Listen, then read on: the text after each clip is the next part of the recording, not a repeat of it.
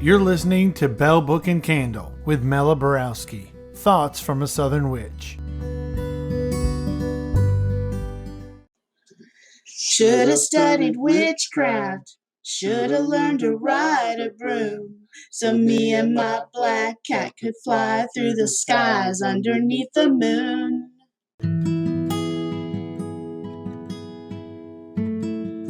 Hi y'all, it's Pamela Borawski. Last week, you heard the story of my early years, the traumatic building blocks of what I brought with me into adulthood. From my birth to living in a religious cult, abuse, I carried that pain for a long time. If you haven't listened to last week's episode yet, I encourage you to go back and listen to that one first. So I was about 16 when I finally stood up for myself against the physical abuse. I had enough. And I'd been talking at the dinner table, already a bad idea, and I mentioned something had happened 2 Sundays ago. My dad got upset, and I didn't understand why, and he asked me to repeat myself. So I did. Every time he asked me to repeat myself, I would. I didn't know I was doing anything wrong. And I kept saying, 2 Sundays ago. I didn't realize that I was supposed to be saying 2 weekends ago, and I got beat for that. I remember my dad holding me against the wall and screaming at me. His glasses were forming into one big lens. I think I was more angry than anything. I tried to do the right things. Even my language would get me in trouble. I couldn't win. I really did feel like he was right. I was worthless. I can't even speak correctly. But I remember telling my mother on the porch after that if he ever physically put a hand on me again, that I would be gone and they would never see me again. And he never physically hurt me again, but the emotional and the verbal abuse did intensify until by the time I was ready to leave for college, I fought for being able to live on campus just to get away from home. Even living on campus, I remember being on restriction from music for something I'd done. I don't even remember what it was.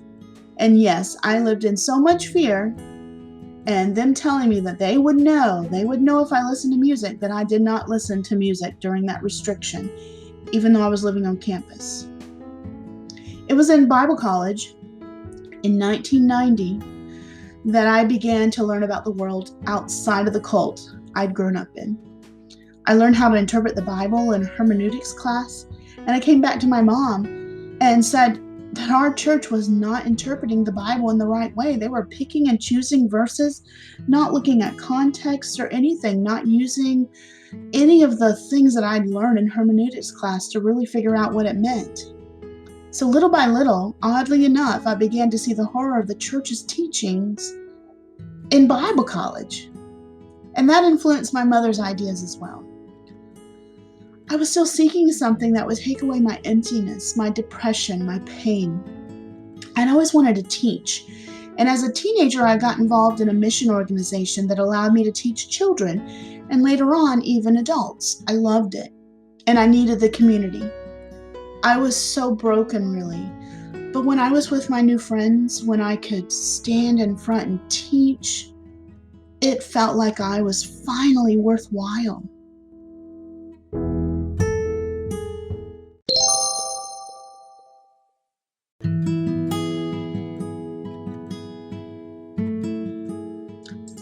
I got a job working as a children's minister at a local Presbyterian church.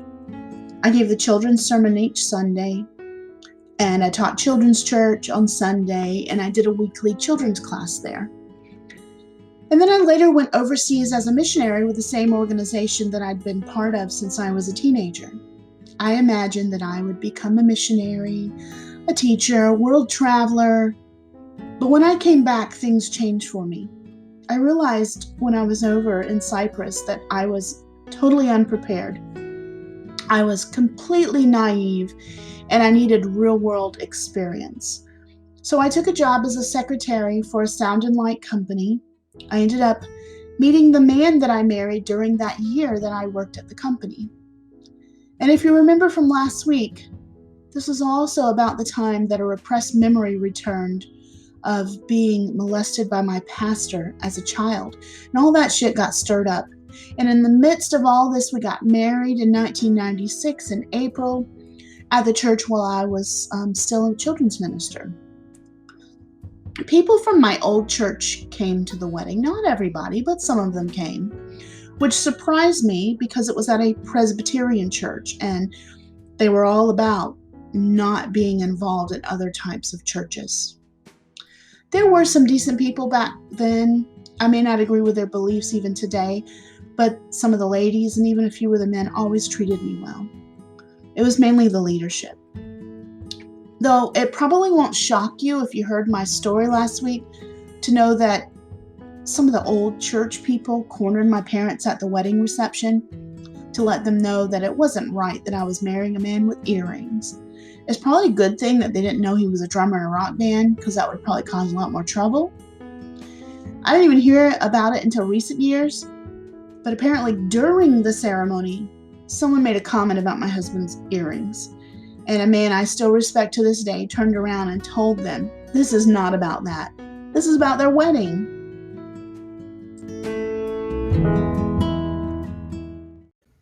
If you haven't heard about Anchor, it's the easiest way to make a podcast. So let me explain. It's totally free. There are creation tools that allow you to record and edit your podcast right from your phone or computer. And Anchor will distribute your podcast for you so it can be heard on Spotify, Apple Podcast, and many more. And you can even make money from your podcast with no minimum listenership. It is everything you need to make a podcast all in one place. And Belle Book and Candle is so thankful to have this service. So download the free Anchor app or go to anchor.fm to get started.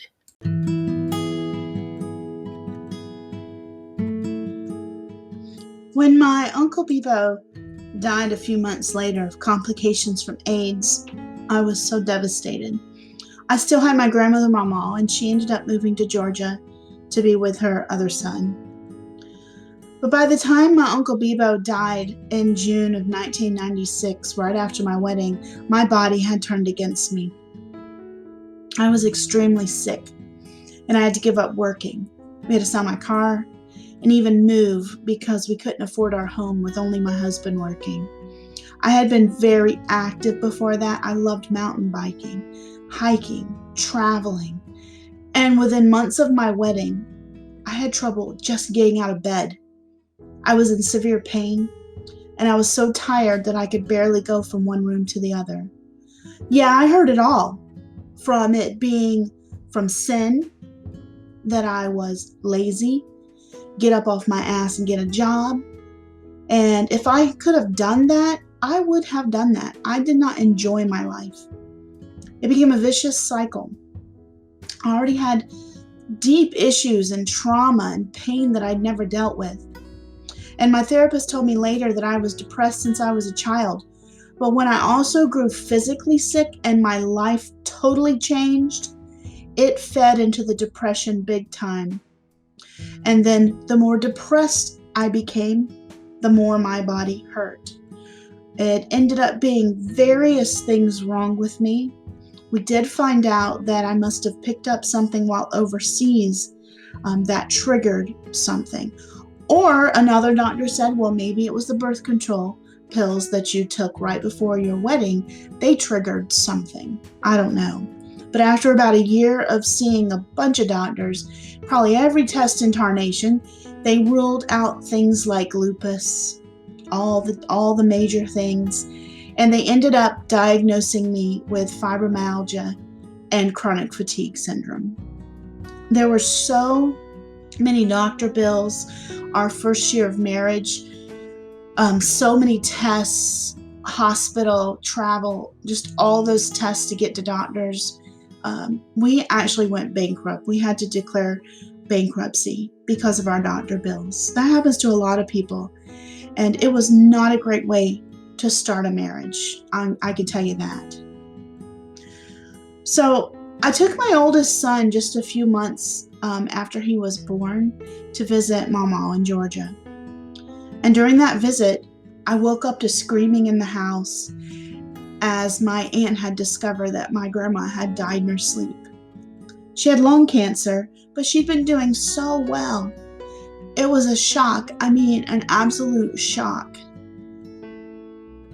The devastation that I felt when I lost my Uncle Bebo, paled in comparison to losing Mama, because I felt in my deepest heart and soul that the only two people who truly loved and accepted me had just been ripped from my life. I felt even more lost, alone, and empty. I was diagnosed with PTSD, which still crops up now and then from that situation. I can still remember her the night before coming out, getting some candy. She stood in the doorway, watching us play cards. That was the last I'd see her alive.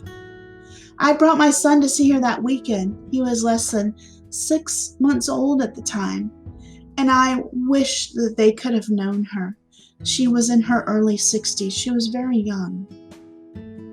My life became a blur after that.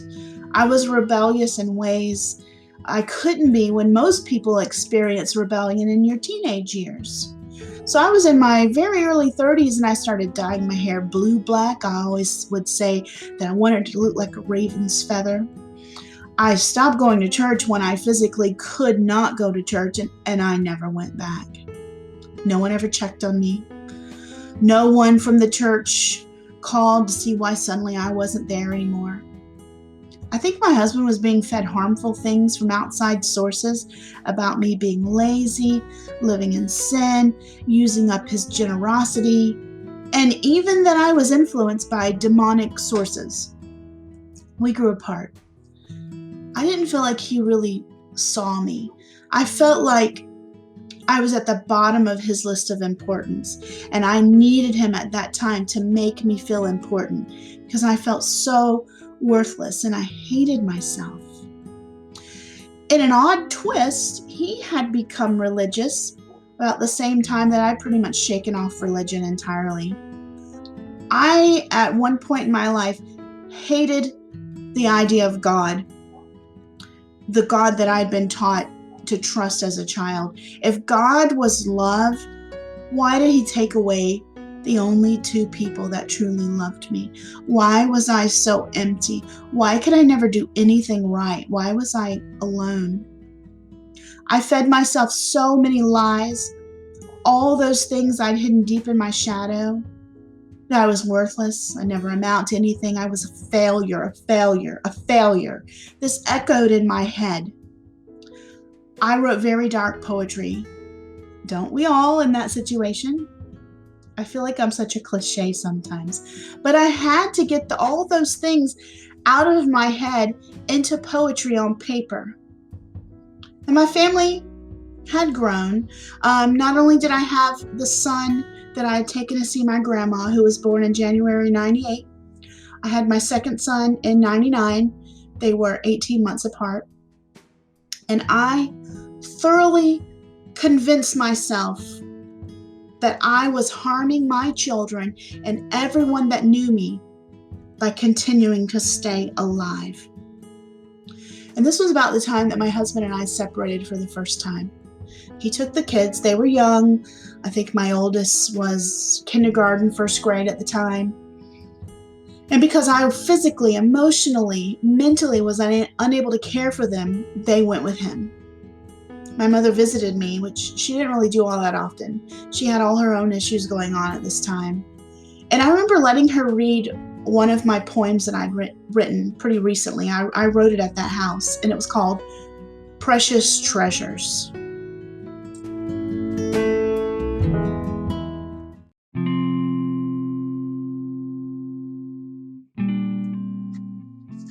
Precious Treasures. My burial shroud is pink silk with 3 pearly buttons down the front. I pulled it on and stared in the mirror, brushed my hair, sobriety unseen. Gray wooden planks scream my approach. I open the door and I stand at the threshold. 3 steps to freedom, short walk to doom. I walked the path of destruction, but something caught my eye. Late Sunday night, the moon so high, it lit the yard, and there it was. A lost trinket from a sunny day, a quarter hid in the short grass. I tried to walk beside it. This was for the best. This was for their best. Yet the silver stayed in my vision. Over I bent to pick up the coin in my hand. I raised my fist to throw it, but couldn't. My soul screamed for release, but my heart clung to its covering. Tears fell as I ran barefoot in pain, sliced by the road. I stopped and turned around. My house was lit up by the lights, my son's precious treasure in hand. A failure. I can't even end my life. Now I sit pinning this tale, wondering if there will be another.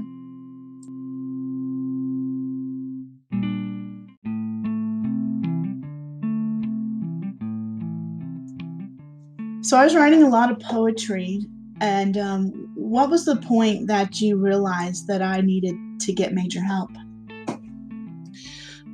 I would come over and you would show me the different poems that you wrote, and they were really dark. A lot of them was really dark, and some of them were funny. Some of them were telling your story of what you went through. And I thought, oh, this is healthy because it's getting it out. And journaling and writing, I think, is a very good way of dealing with pent-up emotions. But there was this one poem about a quarter that I started reading, and after I read through it, I said, this is about you. And she said, yes. I said, you need to pack some clothes because I'm taking you to the hospital. And so I packed up and I came to your house, and I was in the mental hospital the next day. No, we took you straight to the hospital right then. Okay. And when you got out of the hospital, you came to the house because there was no one to be with you at home. Your kids were already been taken over to their other grandmother because they felt like you weren't safe for them to be around. And you were isolating yourself and isolated at home. It was a very dark time. And I was separated from my husband at the time. But I ended up getting help from that. Yes. And they had to try a lot of different medications, but you needed something to pull you out of that. I believe that you were in very deep postpartum depression is what triggered the really bad depression. Mm. But once your depression started lifting, then things started getting better. I was diagnosed with double depression, which what they told me is I lived my life in a depressed state, but then I had got a depressive state on top of that. Mm-hmm. So I had double depression along with a lot of other things that were going on. So what's your favorite poem that I wrote? Dilly Dally Heidi Ho. Dilly Dally Heidi Ho. Life is like a sick game show. First your name is called to the front, then your ass is given the punt. And then at the final round, your sorry body is shoved in the ground.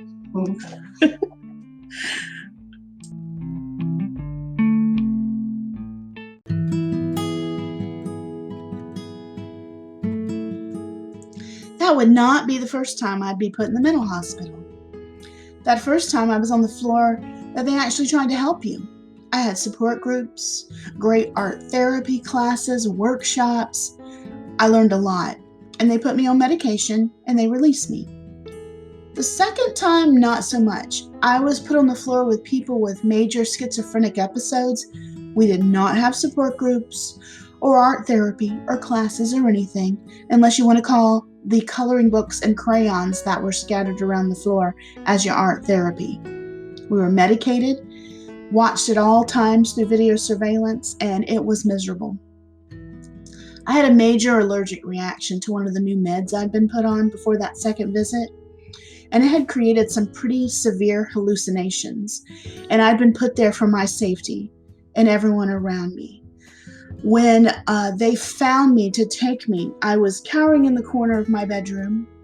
I saw blood flowing down all the walls of my room, and I'd been hearing the birds outside my window tell me to kill.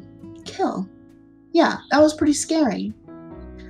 So I had some really good psychiatrists and therapists in my life, and some terrible ones.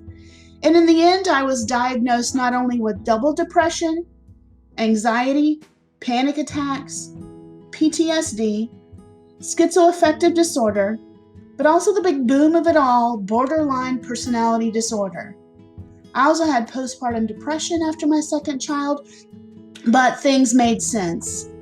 I hate labels, I really do. I've been labeled all my life.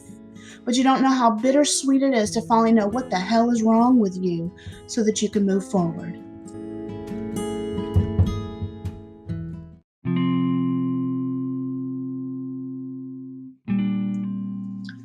The Death Match, from the book Tyranny of Hope by Pamela Borawski.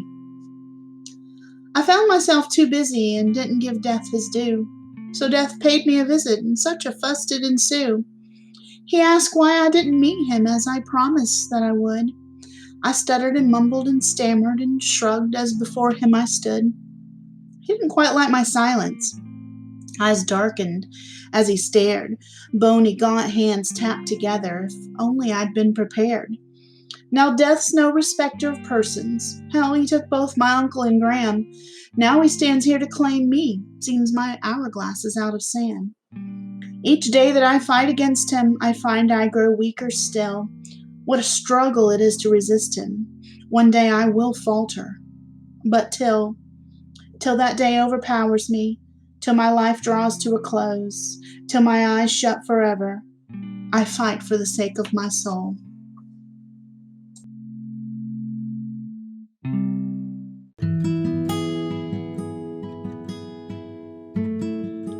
Let me backtrack a moment and tell you a story between those two hospital stays.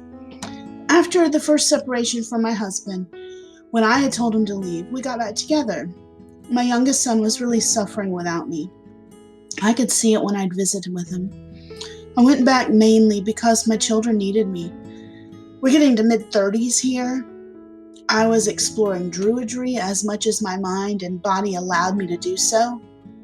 And I still hated myself. I still felt empty. I still hurt myself so that I could feel something, anything. I still ended up being suicidal. My hallucinations, visions, auditory hallucinations were often overwhelming. My marriage was crumbling, and so I agreed to go to my husband's church for marriage counseling. I thought it was going well until it wasn't, and I decided that I was done. He continued to see that counselor, and one day he came home and said I had to pack up and leave.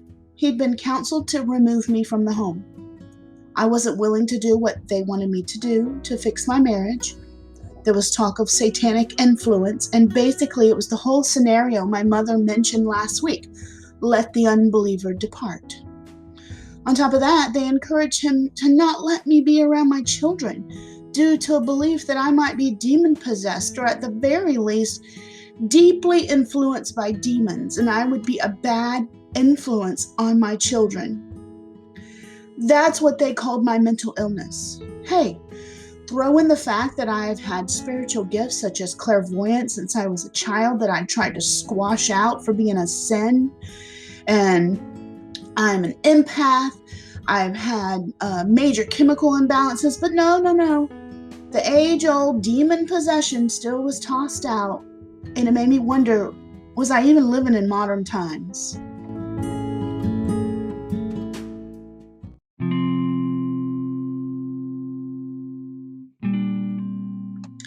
Tyranny of Hope by Pamela Borawski, from the book Tyranny of Hope.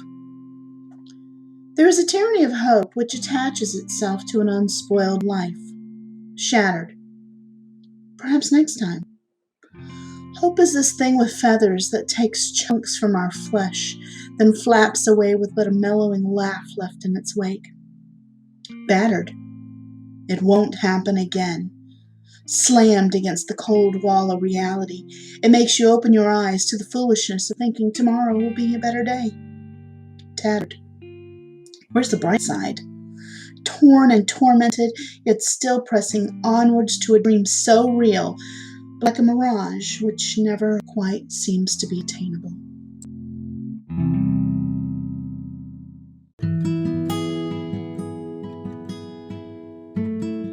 So, due to the fear put on him by outside sources, people he trusted, he was terrified of me and my influence.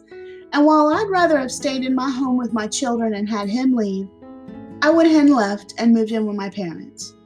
That fear that he'd been influenced by caused him to only want supervised visitation with my children. It hurt so bad, y'all, and I was angry.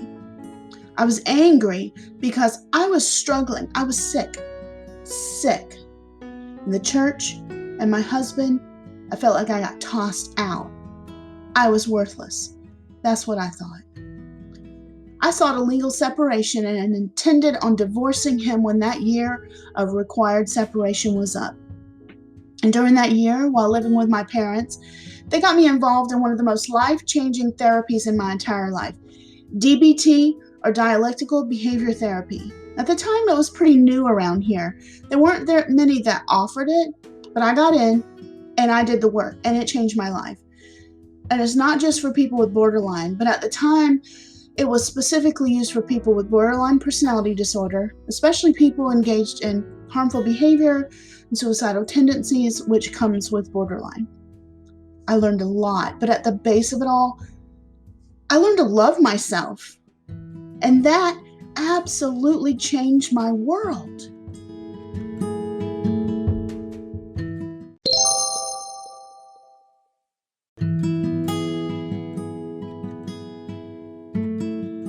Learning to love myself saved my marriage. It saved my life. When I wasn't looking for anyone else, including my husband or some divine source or anything or anyone else to give me importance and make me feel worthwhile, my worldview shifted. I began to love myself deeply. I began to heal trauma and those ticker tape negative ideas that blackened everything in my life before were changed out. I got help reprogramming my subconscious. And in learning to love myself, I was able to face everything about myself. The good, the bad, the ugly. Things I'd hidden, I began to embrace. I began to openly embrace a spiritual path I'd walk in, sort of a semi-secret paganism. At the time, I didn't even know what the term shadow work was, but that's what I was doing. And DBT doesn't claim to be a shadow work therapy, but now that I have my own clients and I guide them through their own shadow work, I use ideas and concepts from DBT all the time. There were a lot of things in my life that I had to decide, is this just who I am? And that's kind of the accepting part of shadow work. Do I need to shift this a little bit to make it useful? That's the integration. And some stuff you just got to release. Some shit just needs to go. And so that's the three things. You can accept, you can integrate, or you can release when you're doing shadow work and something comes up. One of the things that I decided to accept about myself and not hide anymore was that I had something called prosopagnosia. I am face blind, and I have it pretty badly. I have driven past my own children in the car pickup line in their elementary school. I have pretended almost my entire life that I knew people when I had no clue who they were. I could not recognize them. I cannot recognize faces. When I learned to love myself and everything about myself, I started telling people about that. I started letting people know, hey, this exists, and hey, why don't you tell me your name when you come up to me, and don't take it negatively if I have to ask you what your name is, even though I've known you for the past 20 years. That was huge. I had developed so many ways of taking care of myself, and even my husband would say things in such a way when we'd meet someone so that I'd remember who they were. Now I can recognize voices a lot of times, hairstyles, how people walk. I cannot recognize faces. It is really very difficult in life, but I accept that about myself now and I make it known, and people are really great about helping me out with that. I also worked on publishing a book of the poems from my darkest days with the help of my mother.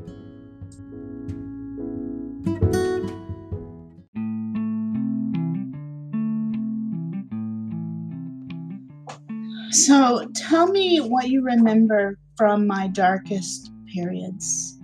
What do you recall as being some of the worst moments of my life? Well, one thing you were doing, you were hurting yourself. You were scalding yourself, scratching at yourself, cutting yourself, pulling your hair out, different things like that. And I couldn't stand to see you in so much pain and not knowing what to do to help you. And so we had to learn to trust each other. And I think the hardest thing too is when you didn't feel like, nobody felt like you were safe to be around your own children, and you loved them with all your heart and you would never want to bring harm to them. And so when you couldn't be around your kids, that you felt like an unfit mother, unworthy mother, and having to go through different medications, and the reactions and side effects from those made things worse sometimes. And being sick and throwing up and nauseous and just different things. And it was so hard, but you kept trying and you kept trying. And you lived in fear because you would see things that weren't there. You would hear things weren't there. You would have nightmares and you'd wake up in cold sweats. And it was just really hard seeing you go through all that, especially when some of it was brought on by the medicines they were giving you. But yet, without the medicines, you were worse off. And we tried really hard to help you get on the right medicines where you wasn't just a zombie, you just existed. Nobody wants to just exist. I think sometimes you went through just surviving, and then you went to existing, and now you're living. Yeah, finally. Definitely. And you helped me a lot by helping me with the poems that I was writing. How did that process go as far as healing as well?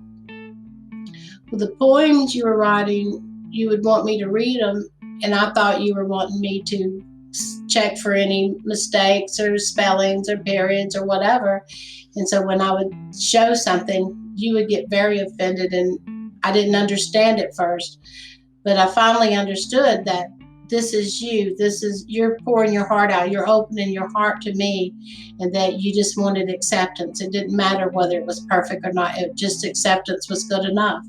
And the different books that you wrote. And so I had to learn to just accept what you wrote, and it was okay. It was good enough, and to tell you it was good enough and encourage you. And you had to know that you could trust me, that a lot of my judgment were not judgmental over you, but just judging the words on the page. And so that was a process that we both worked back and forth through. And I think it was a healing process that you would finally come to me and let me critique your work, and you were open to what I had to say. But yet I had to learn to be sensitive, not to judge the words on the page, just look for maybe any grammar or mistakes in it, or sometimes just trying to explain to me, what are you trying to say here? And so I think it was a good process. We worked together on that. I think when I was trying to get that book together, that when I was sharing my poems with you, it was like I was opening up my heart, and all my emotions were really raw. And I was scared that you were going to see the real me and the true me, and like all the negative things that I had thought. And so when you would say, oh, well, you could probably say that statement better or something like that, I took it extremely personally, because I thought you were telling me that my feelings were wrong and that I shouldn't be feeling that way and I shouldn't have those emotions. So I think that when the book figuratively got pulled out of my heart and it became its own thing, a book of poetry, then I didn't have like that umbilical cord still attached to me, and it was more of its own thing, and I could enjoy and look forward to you helping me make it better. And it wasn't a sensitive personal thing, but the first go through, it was just like I was opening up all the darkest emotions, and I was extremely sensitive and just feeling like I was being rejected personally when you would reject every little thing that I wrote. Well, it was painful reading the poems, because once I understood that it was your heart being opened out, you were telling me your experiences and how you felt the best way you knew how. So it was very painful reading those poems because I knew the meanings behind a lot of the poems, what you were referring to and things. So that was painful to do that. So it was a healing process for me to be able to hear you and to listen and to accept where you were and to stop being hurt by it because I knew my part that was in some of those things. But it was a healing process for both of us, and it was a turning point in our relationship, I think. It was definitely a huge healing process for me, knowing that you cared about me enough to help me go through that, and you've continued to support and help me grow and get me the help I need through the years. I really appreciate that. I love you. I love you too.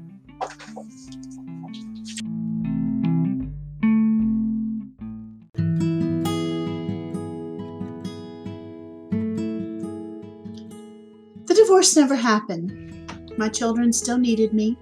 My husband and I were on the road to starting some healing in our marriage. We weren't completely there yet, but we'd started. My husband told me the ground rules to come back were that I could not have tarot or oracle cards or anything like that in the home. Okay, I could do that for my children. I could still walk my path without having divination tools in the house. I would be lying if I said we didn't continue to struggle, because we did. And for a while, I would tell myself, just get the kids through school, just get the kids through school. If I'm still unhappy, when my children graduate, we'll get a divorce. I remember at one time begging him to get himself a girlfriend.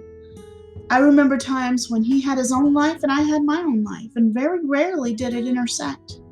I did what I wanted to do, and if that meant jumping on a plane and visiting a friend out of state, I'd do it. If it meant spending every weekend at my parents' house writing a book, that's what I did. We lived together but apart. But in the process, he was healing, and I was healing even more.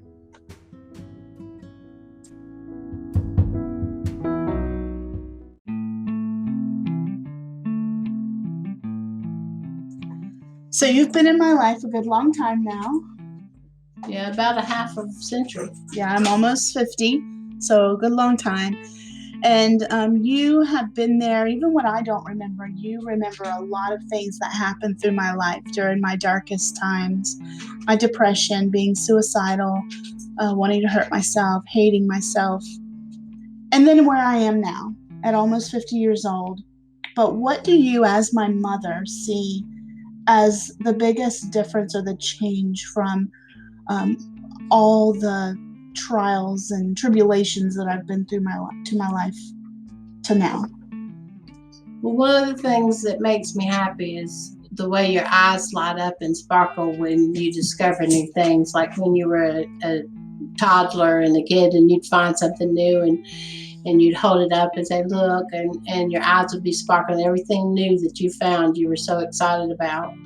And you lost that sparkle in your eyes. And so that makes me the happiest, is see that sparkle and zest for life come back. I definitely feel like I have a lot more to live for, and just simple things make me very happy that I did not have for a good portion of my life. Well, I wish that, things could have been different, and everybody does. Everybody wishes they would have went back and they could change things, but sometimes the hard things makes us learn and forces us to learn a new way of looking at things, a new way. I think that all the things that I went through, even though I wish that I would not have to go through that, that it made me a more compassionate person, and it allowed me to actually feel. I'm an empath, so I feel it even stronger, and who knows how much of my depression was from other people, I don't know, but a lot of it was from myself, and it just became where I could feel what other people were going through, and people could look at me and they would know that I wasn't just listening, that I understood deeply, and it's made me a very compassionate person. I don't think that I ever would have been an unkind person, but my compassion and just desire to help people has been there for a long time, and that compassion has been able to bloom. Even in my darkest points, I still had compassion for people. I just didn't have a lot of compassion for myself at the time. Yeah, I can see that. And you have taught me so much, and watching you discover and grow and find out what you believe and don't believe, and even surviving through all the judgment from other people, and us trying to encourage one another that the hell with what they have to say, we have to be our own selves. And you've really helped me to let go of beating myself up for the things that I allowed to happen, the things that I did, the things I participated in that caused a lot of pain to my kids. And I'm very thankful that we have the relationship that we have now, and that we're friends now, and that you sometimes mentor me, sometimes I mentor you, but we're growing together. That's right.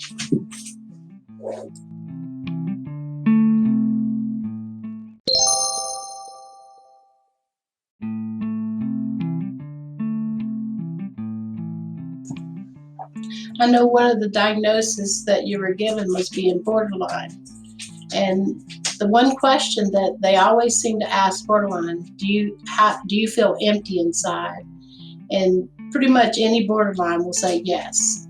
So do you still feel that emptiness inside you? No. I can't say that I'm a completely recovered borderline personality disorder person, but I don't feel empty. I still struggle with a lot of the things that I struggled with in the past, and I've learned ways to kind of battle that, of feeling like I'm a perfectionist at times, and that tends to hurt, feeling rejection when even something that happened within the past week or two, my immediate response was being abandoned. I was being abandoned. And that's a borderline response. And that's something that's deeply ingrained in me. And even though I tell myself that's not what it was, I do have those tools to be able to tell myself and walk myself through to find out the real true story. So I still struggle with those traits, but I don't feel empty. I'm not hurting myself trying to feel alive anymore. I am at peace. I'm fulfilled. And I am no longer empty. That's really good. I know you did DBT training, which was very good. That was life-changing. And then you learned mindfulness. And one of the things that's really good is that as you have grown, you have taken me on your journey, and you have taught me those skills. And that's really helped me a lot too. And I really appreciate that. Well, I'm glad that you were there with me going on this journey. Dialectical behavior therapy, I highly recommend. That's what the DBT stands for. Highly recommend that to anyone. You don't have to be borderline for that. It has some really good skills to become resilient and to deal with stress and all the different things in life. And so I ended up going to school in my 40s and becoming a spiritual coach. I got a certificate in hypnotherapy, and I started a business, and my mom has been there along the whole road. In fact, she was the one that told me that I really should look into hypnosis. Why did you tell me that I should look into hypnosis? I had different doctors. I was hypnotized by one counselor for anger. I had a lot of anger, and I was very resistant to it, and we were told brainwashed into believing you never let your mind go blank. But so I did it reluctantly, but actually felt better. And then I went through different hypnosis to try to lose weight, but all these things kept coming up. And I found out that if you can go back to the source in your subconscious and see when you first told yourself something or made that promise to yourself, and you see it in the light that you're in now, so many years of counseling could not help me that one session of hypnosis did. And I really believe that hypnosis gets to the root of the problem more than any other therapy that I've ever done. I've seen it change people's lives and my clients just with one session.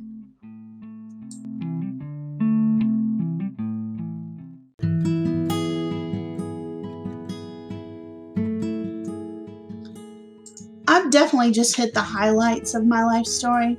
Hey, who knows? Maybe one day, if you're truly interested in my story, I'll actually have written the book that people have asked me to write about it. I've always had a drive to help people, and this drive allowed me to go back to school in my 40s, to start my business, 3 Rays of Light, to start a pagan circle called Alwyn Grove Fellowship.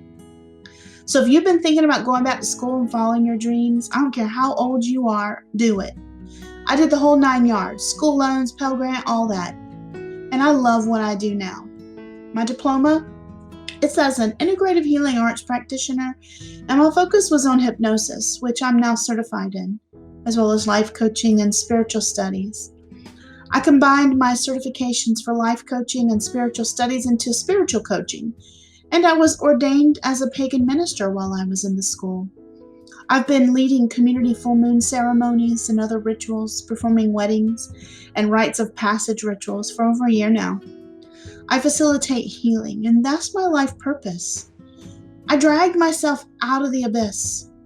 It's a miracle that I'm alive here today, an absolute miracle, no exaggeration.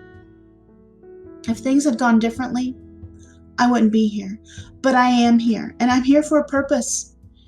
I'm here to help people who may be in the abyss right now too. And I feel like if I helped even just one person, I will have fulfilled my destiny to be here. And I'm so happy to know that I'm helping more than just one person. So where am I now? Holy shit, y'all. Let me tell y'all about another miracle. So 2 years ago, my parents offered family land to my husband and I. There was 10 acres in total.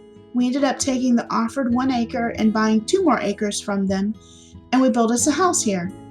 So we got a little farm going, and that makes my southern witchy heart swell. And my husband, we've never been closer as of now, and he supports me, and I do mean he supports me. He's still a Christian, but he supports my path. He sees how much I healed.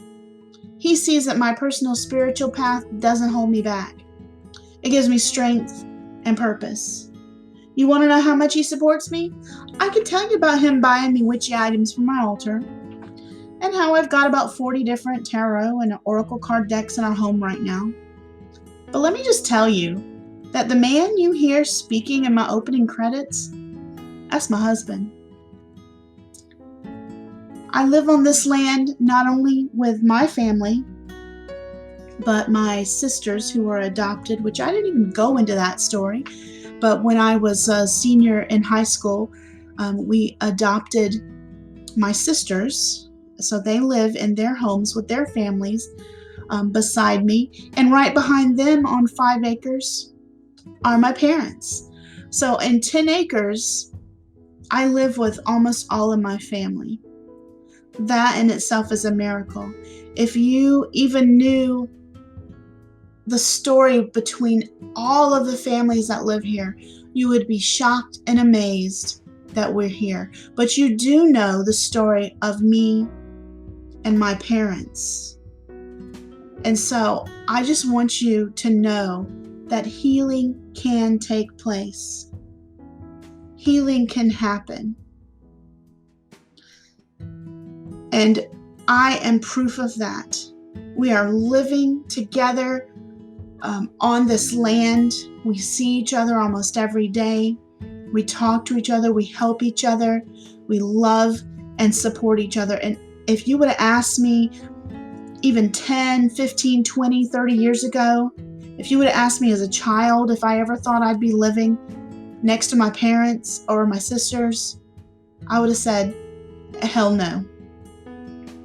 But things are different, and healing has taken place. And we say that this land is a place of healing. And I bless this land constantly. I cleanse and clear this land, especially my part of it. And people come here to find their own healing as well. So I want you to know that even though this is a sad story, it does have a lot of terrible parts in it. But it made me the person that I am today, compassionate healer. And our family has healed.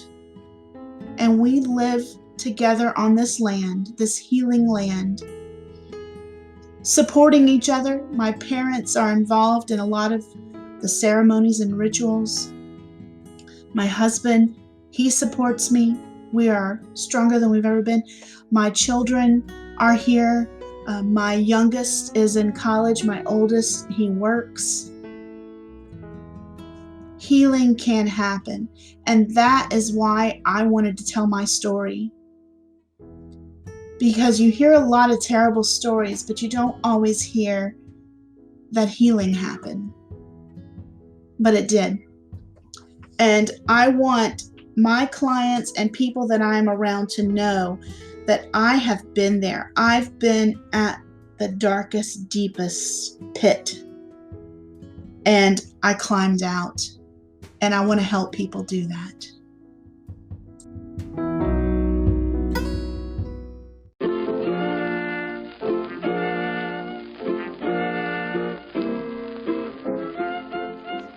I sure do appreciate y'all listening to Belle Book and Candle. If you'd like to follow me, you can find me on Facebook and Instagram at Belle Book Candle SC. I have a Patreon, so if you'd like to support me there as a patron, it starts at $1 a month, and you can find me there at Belle Book Candle. It's attached to a really great Discord chat, so if you're into Discord and you want to join me on my Belle Book and Candle Discord, I'd love to have you there. Y'all be blessed.